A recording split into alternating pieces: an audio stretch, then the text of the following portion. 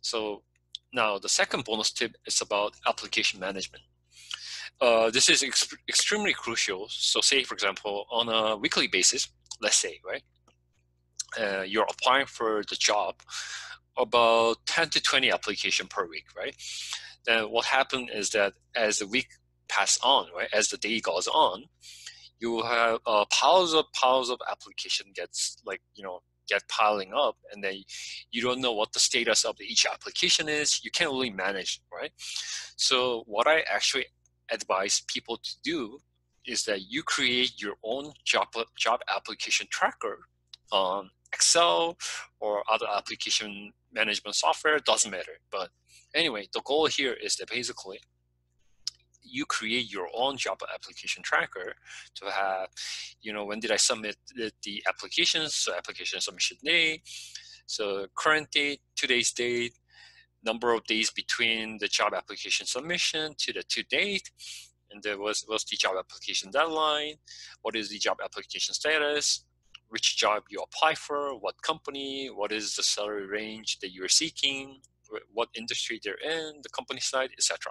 Blah, blah, blah. So the two main things that I like to highlight here is that first, it's about you create a job application status column.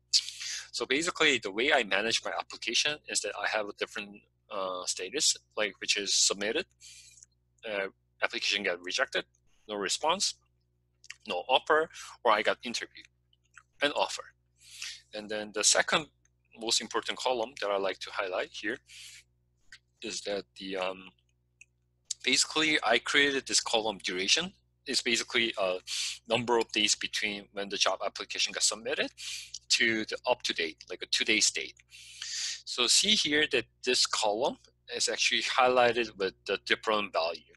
So say, for example, what I did was if my application days are in between 2 weeks, then it's still it's okay to wait for it. I mean, you still have a hope. And then say, for example, you see this yellow flag is basically, it is kind of like, interim status that my application is still like on hold, I guess. It's good to wait for it, like still consider as a okay sign to wait for it. But then what happened is that if my application is passed, I submitted past over 3 weeks, right? And then you haven't heard anything. At this point, probably you could consider that, yeah, you no longer have a hope for these applications. So basically, I would assume it as whether the employer have no interest in your application, or whether they already filter it out from the application pool they have. So the main purpose of actually creating this duration column is that basically when you have applications sorted and summarized like this, right, you can actually figure out and spend the effort on, which application should I pay more attention to, and should I spend more energy and a commitment to prepare for the further upcoming job interview stages. So that's about it.